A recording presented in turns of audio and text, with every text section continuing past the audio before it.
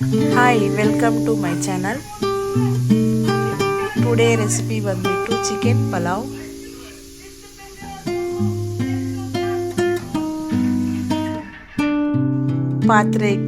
ಪಾತ್ರದಲ್ಲಿ 2 spoon oil ಹಾಕಿ, ಬಿರಿಯಾನಿ ಎಲೆ, ಲವಂಗ, ಮೆಣಸು, ಈರುಳ್ಳಿ, ಟೊಮೊಟೊ, ಹಸಿ ಮೆಣಸಿನಕಾಯಿ, ಶುಂಠಿ ಬೆಳ್ಳುಳ್ಳಿ ಗ್ರೈಂಡ್ ಮಾಡಿ ಚಿಕನ್ ಪೇಸ್ಟ್ ಹಾಕಿ, ಮೊಸರು,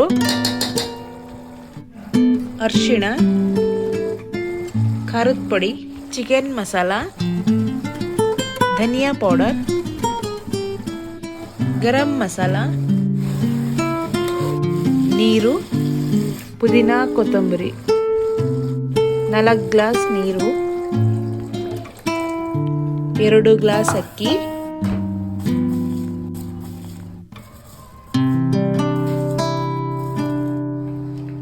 ನಿಂಬೆಹಣ್ಣು, ಕೊತ್ತಂಬರಿ,